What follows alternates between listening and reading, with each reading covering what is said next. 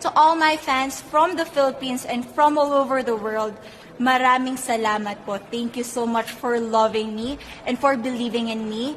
It means a lot to somebody who is so naive in this industry, who has no idea how to become a beauty queen on the first day of my journey. But because of your love and support, I was able to be the woman that I am today.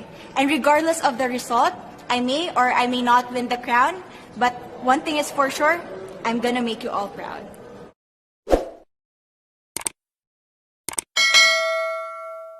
Country, sport is like the national pastime. That's In true. the Philippines, some might say that pageantry is the pastime. That's true. You know what? In the Philippines, we have pageants all over the places. Yes, we have pageants in the barangay, in school, national, local. That's why we really love Miss Universe. It's like it's giving pride and putting the Philippines back on the pedestal. That's why there's an added pressure as a candidate coming from a pageant-loving country. But it's a good pressure.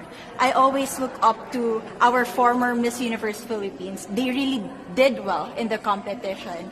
And now this is my time to show who I am, to offer what Rabiya can show to the rest of the universe. So I'm very happy, and at the same time, I'm excited to make all my kababayans proud. And hopefully I do. Why do you think it is that the Philippines love pageants? They have appreciation for beauty.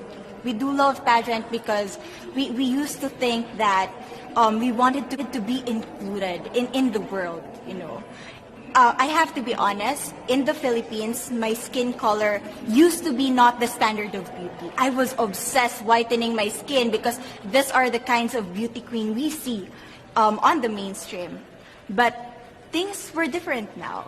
That's why I'm very proud to be a morena. In the Philippines, we call it morena. It's brown skin girl. And to be able to represent, my color, my identity as a true Filipina. Tell me about your journey to being crowned Miss Philippines. In a world that, in a country I should say, that loves pageants. That must have been a very intense process.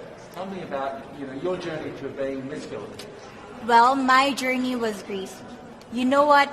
I started to be a dark horse. Nobody noticed me. Nobody knows I was in the competition up until the preliminary and the coronation night.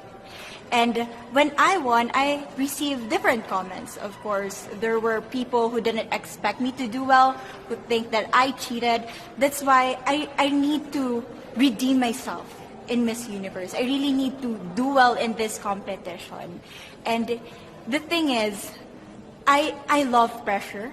I love criticism. I get better every day with that.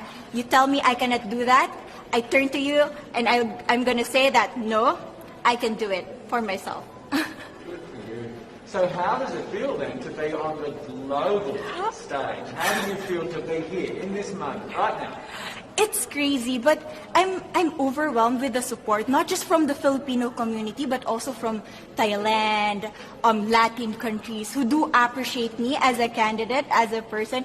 It motivates me that I am beautiful, I can offer so much in this world, and when somebody believes in you, it gives you that extra energy to really do well and perform well. Do you have a sense with the girls, all of the girls competing, you're competing, but is there a sense of camaraderie with all of the girls? Is there a real spirit to, sort of motivate each other to do better? You know what? I have a different idea about Miss Universe. I thought it's going to be very competitive, in a healthy way, well, of course. But now I can see every girl helping each other, from fixing those hairs, from trying to zip up those outfits. It speaks of the closeness and the kind of camaraderie that we want to have. The goal of Miss Universe is not just to crown one girl, but also to build a genuine and long-lasting friendships among us. Would you say within the Miss Universe world, the contestants, is there a sisterhood? Are you sisters? There is sisterhood. I can say I was able to talk to different representatives from different backgrounds, different cultures. And despite our differences, there's so much to be highlighted in what binds us together.